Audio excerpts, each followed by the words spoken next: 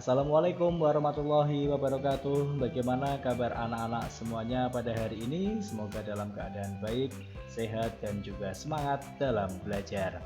Nah, anak-anak, ketemu lagi bersama saya, Pak Imam, di kanal Guru Deso. Nah, pada kesempatan kali ini kita akan membahas materi ya terkait dari tema 1 organ gerak hewan dan manusia, subtema 2 manusia dan lingkungan pada pembelajaran 3. Baik anak-anak, sebelum kita memulai pembelajaran pada hari ini, marilah kita berdoa menurut agama dan kepercayaannya masing-masing. Berdoa dipersilahkan. Selesai, terima kasih. Baik anak-anak, silahkan untuk menyiapkan buku dan juga alat tulisnya, sehingga nanti jika ada hal-hal penting yang ingin dicatat dari materi Pak Imam ini bisa segera dicatat di buku kalian. Nah, baik anak-anak, kita masuk saja pada tujuan pembelajaran pada hari ini. Ada yang pertama yaitu melalui pemberian contoh, nanti diharapkan anak-anak dapat menjelaskan perbedaan peta umum dan juga peta tematik, serta mampu menjelaskan terkait dari penyebaran suku bangsa yang ada di Indonesia dengan benar. Kemudian yang kedua adalah melalui penjelasan dari Pak Imam nanti, diharapkan anak-anak juga dapat menyebutkan nilai-nilai luhur dari tiap sila pada Pancasila dengan benar. Baik anak-anak, kita lanjut ke materi kita pada hari ini. Nah, perhatikan gambar berikut ini. Kemarin anak-anak sudah mempelajari terkait dari letak geografis Indonesia, ya. Masih ingat ya tentunya. Nah, di bagian sebelah barat kemarin wilayah Indonesia berbatasan langsung dengan apa? Ada yang masih ingat? Ya, betul sekali, yaitu Samudra Hindia. Kemudian di bagian selatan berbatasan langsung dengan Samudra Hindia dan negara Australia. Kemudian di bagian timur ada ada negara Papua Nugini, dan di bagian utaranya berbatasan langsung dengan ada negara Filipina di sini, ada Samudra Pasifik, kemudian di sini ada Laut Cina Selatan, ada negara Malaysia, Teluk Benggala, dan juga negara Singapura. Nah, anak-anak, pada peta yang Pak Imam contohkan ini termasuk peta umum. Apa itu peta umum? Ada yang tahu peta umum itu apa? Ya, peta umum merupakan peta yang menggambarkan permukaan bumi secara umum. Dan terlihat pada peta ini merupakan gambaran secara umum dari permukaan bumi, yaitu berada di wilayah Indonesia. Kemudian peta umum ini dibagi menjadi dua, yaitu adalah peta topografi dan juga porografi. Untuk lebih jelasnya, marilah kita bahas bersama-sama terkait dari pembagian peta umum ini. Yang pertama adalah peta topografi. Peta topografi ini merupakan peta yang menggambarkan bentuk permukaan bumi melalui garis-garis ketinggian, atau peta yang memberikan berbagai informasi terkait kontur tinggi rendahnya permukaan bumi. Nah, di sini ada contoh dari peta topografi kepulauan yang ada di Indonesia. Nah, di sini digambarkan terkait dari tinggi rendahnya permukaan bumi melalui gambar. Semakin gambarnya ini ke kanan, maka letak suatu wilayah tersebut akan lebih tinggi, dihitung dari MDPL. Apa sih Pak MDPL itu? Meter di atas permukaan laut. Misalkan ada gambar di sini letaknya adalah 200 mdpl, maka ketinggian wilayah tersebut dari permukaan laut adalah 200 meter di atas permukaan laut. Kenapa sih Pak kok kita menggunakan mdpl? Karena permukaan air itu sebenarnya sama rata di seluruh dunia, maka dari itu permukaan air laut ini sama. Nah, untuk mengukur ketinggian suatu permukaan bumi digunakanlah satuan mdpl. Paham ya anak-anak? Nah, selanjutnya ini ada contoh peta lagi, ini adalah peta topografi dari Kabupaten Semarang, Jawa Tengah Nah, di sini letak Kabupaten Semarang di sini ini Kota Semarang. Kemudian ini ada Gunung Ungaran, dan di sini adalah kawasan Gunung Merbabu. Kemudian di daerah sini ya, ini termasuk daerah dataran tinggi karena di daerah Temanggung sini terdapat Gunung Sindoro Sumbing, dan juga di daerah sini, daerah Wonosobo, ada juga yaitu Pegunungan Dieng ya. Jadi untuk di dataran rendahnya warnanya sudah dibedakan dengan yang ada di daerah pegunungan ataupun yang ada di dataran tinggi. Paham anak-anak terkait dari peta topografi ya? Jadi peta topografi ini lebih fokus pada tinggi rendahnya permukaan bumi suatu daerah. Kemudian yang kedua adalah peta korografi. Ya, peta korografi ini adalah peta yang menggambarkan seluruh atau sebagian permukaan bumi dengan skala 1:200.000 sampai 1:1 juta ataupun lebih. Nah, peta korografi ini lebih luas cakupannya ya, karena menggambarkan berbagai kenampakan alam seperti pegunungan, gunung, sungai, danau, jalan, garis pantai, rawa-rawa hingga batas wilayah kota ataupun provinsi. Nah, di sini Pak Imam juga memiliki contoh dari peta korografi di wilayah Kalimantan Tengah.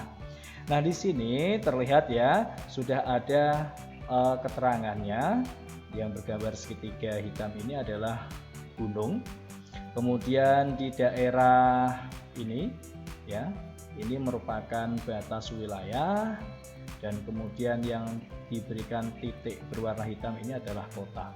Nah, ini adalah contoh dari peta korografi yang ada di Kalimantan Tengah dengan menggunakan skala 1:6 juta.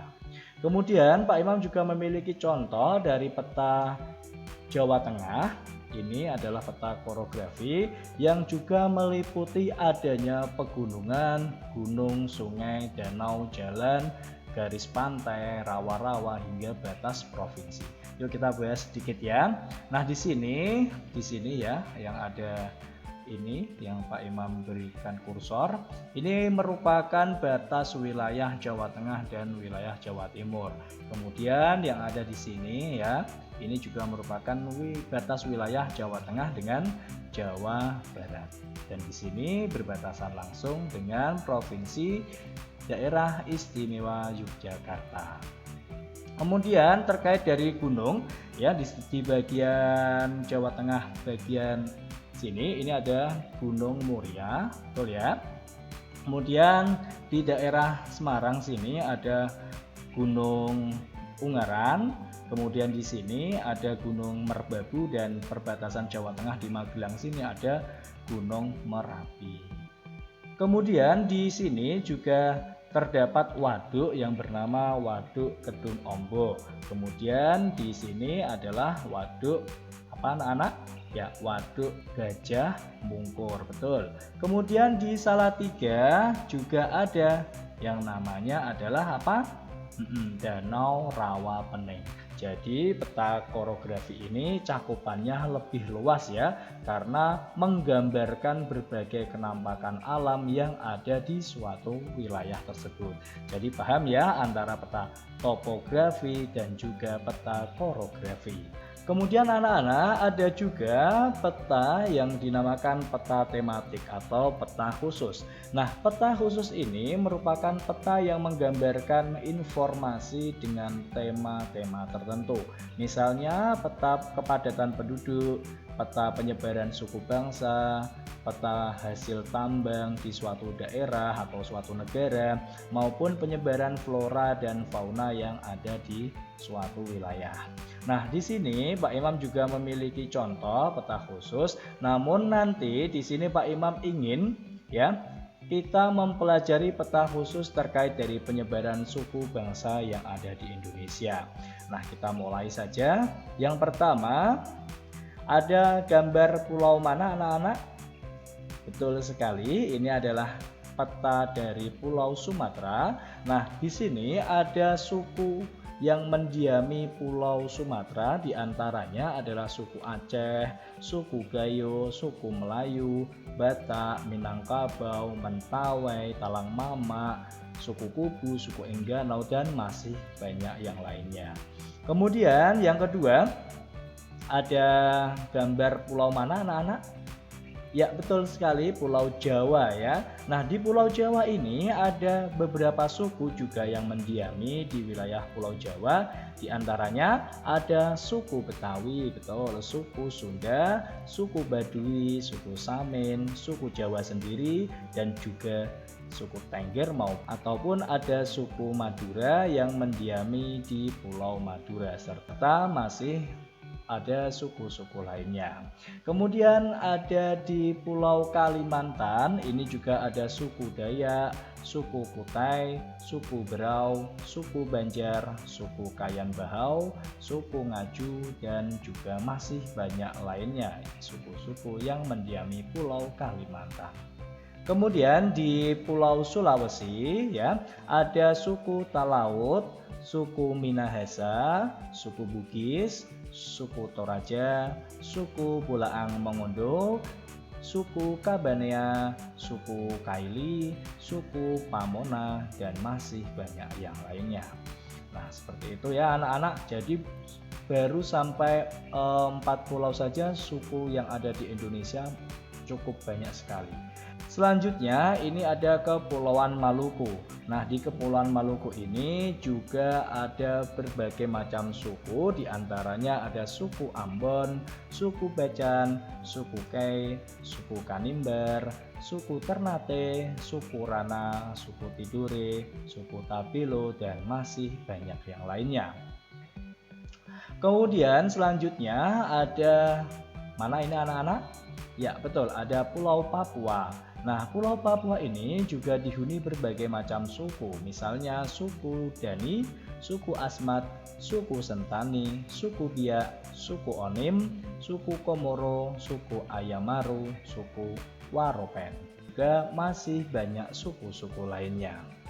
Kemudian di daerah Bali dan Nusa Tenggara ini juga ada berbagai macam suku, yaitu ada suku Bali, suku Sasak, suku Sumba, suku Donggo, suku Rote, suku Sawu, suku Flores, suku Bunak, dan masih banyak yang lainnya. Nah, itu dia berbagai macam suku diantaranya yang sudah Pak Imam sebutkan, dan ternyata masih banyak sekali suku bangsa yang mendiami wilayah yang ada di Indonesia. Nah, walaupun berbeda suku bangsa dan juga kebudayaan, namun semua suku yang ada di Indonesia ini disatukan dalam satu wadah yang bernama Negara Kesatuan Republik Indonesia. Dengan semboyan negara kita apa anak-anak? Ada yang tahu? Ya, betul. Semboyan negara kita adalah Bhinneka Tunggal Ika, yang artinya adalah walaupun berbeda-beda tetapi tetap satu jua.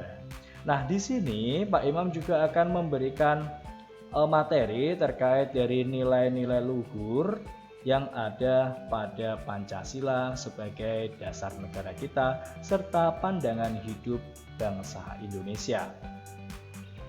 Baik, kita mulai. Yang pertama adalah sila pertama yang dilambangkan apa anak-anak? Ada yang tahu? Ya, dilambangkan bintang ya, yang berbunyi ketuhanan yang Maha Esa. Nah, nilai-nilai luhur yang dapat diterapkan yaitu yang pertama adalah keyakinan terhadap Tuhan yang Maha Esa. Kemudian setelah yakin, kita harus apa anak-anak? Ya, pinter, harus bertakwa. Nah, yang kedua yaitu adalah ketakwaan terhadap Tuhan yang Maha Esa.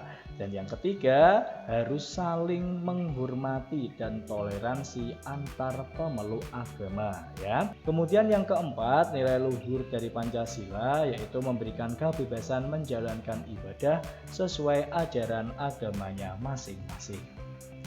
Kemudian selanjutnya ada sila kedua yang dilambangkan apa anak-anak? Ya, betul, dilambangkan rantai emas yang berbunyi kemanusiaan yang adil dan beradab. Nah, di sini nilai luhur yang dapat kita terapkan dalam kehidupan sehari-hari yang pertama adalah pengakuan terhadap harkat dan martabat manusia. Kemudian yang kedua yaitu menjunjung tinggi nilai kemanusiaan, tidak semena-mena terhadap orang lain, suka membantu sesama yang mengalami kesulitan ataupun membutuhkan bantuan kita. Nah, selanjutnya pada sila ketiga yang dilambangkan apa? Ya, betul, yang dilambangkan pohon beringin yaitu berbunyi Persatuan Indonesia. Nah, di sini nilai luhur yang dapat kita terapkan yang pertama adalah menempatkan persatuan, kesatuan, dan keselamatan bangsa maupun negara di atas kepentingan pribadi ataupun kepentingan golongan. Kemudian memiliki rasa cinta tanah air, misalnya kita mengikuti upacara setiap hari Senin, kita memakai produk-produk dalam negeri dan bangga ya tentunya terhadap produk-produk dari bangsa kita sendiri. Dan yang ketiga adalah menghargai perbedaan dan keragaman yang ada di Indonesia. Karena kita tahu sendiri dari Sabang sampai Merauke, Indonesia ini memiliki beragam suku bangsa dan tentunya kebudayaan yang sangat kaya sekali. Nah, untuk itu kita harus menghargai perbedaan dan keragaman di Indonesia agar tercipta persatuan dan kesatuan bangsa dan negara Indonesia. Kemudian anak-anak, sila keempat yaitu adalah kerakyatan yang dipimpin oleh hikmat kebijaksanaan dalam permusyawaratan perwakilan yang dilambangkan apa anak-anak? Ya, betul, dilambangkan kepala benteng. Nah, di sini adapun nilai luhur yang dapat dilaksanakan yang pertama adalah musyawarah untuk mencapai mufakat dan semangat kekeluargaan. Kemudian mengutamakan kepentingan bersama dan menjalankan hasil keputusan dengan penuh tanggung jawab, serta kita harus menghargai pendapat dari orang lain. Kita tidak boleh mencela ataupun kita tidak boleh merendahkan pendapat yang disampaikan oleh orang lain. Kemudian sila kelima yaitu terkait dari keadilan sosial bagi seluruh rakyat Indonesia. Dilambangkan apa ini anak-anak? Ya, betul, dilambangkan padi dan kapas. Nah, di sini nilai luhurnya yang pertama adalah keseimbangan antara hak dan kewajiban, dan yang kedua menciptakan suasana kekeluargaan dan kegotong royongan antar masyarakat, kemudian bersikap adil dan suka menolong orang lain, dan yang keempat adalah mempunyai sikap cinta akan kemajuan yang ada di masyarakat, yang ada di bangsa maupun negara kita.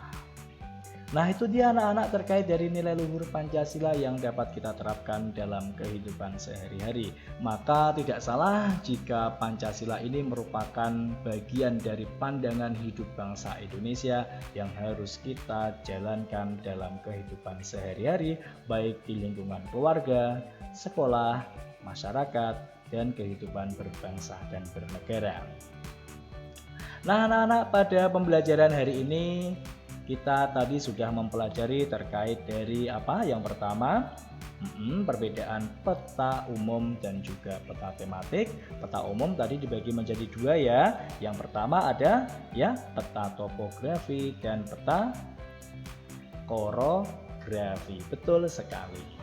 Nah, kemudian adapun dari berbagai macam suku bangsa yang mendiami wilayah yang ada di Indonesia, ya, dari Pulau Sumatera, Jawa, Kalimantan, Sulawesi, Kepulauan Maluku, Papua, hingga tadi adalah Bali dan Nusa Tenggara. Banyak sekali suku bangsa. Dan kemudian yang ketiga, tadi kita sudah mempelajari terkait dari nilai-nilai luhur yang ada dalam Pancasila dari mulai sila 1 sampai sila kelima. Dan anak-anak, Pak Imam juga mengingatkan kalian nanti bisa berlatih soal ya yang sudah Pak Imam siapkan di kolom deskripsi. Silahkan dikerjakan dan dipahami soalnya, kemudian dijawab agar kalian memperoleh nilai yang baik. Kemudian anak-anak, sebelum kita mengakhiri pembelajaran kita pada hari ini, marilah kita berdoa menurut agama dan kepercayaannya masing-masing. Berdoa dipersilahkan. Selesai. Terima kasih. Baik anak-anak, Pak Imam ingatkan juga sekali lagi jangan lupa like, share, dan juga subscribe dari kanal Guru Deso ini supaya Pak Imam lebih bersemangat dalam membuat video pembelajaran serta kalian juga tidak tertinggal materi-materi yang Pak Imam sampaikan melalui kanal Guru Deso. Pak Imam akhiri, terima kasih dan sampai jumpa kembali. Wassalamualaikum warahmatullahi wabarakatuh. Bye-bye anak-anak semuanya.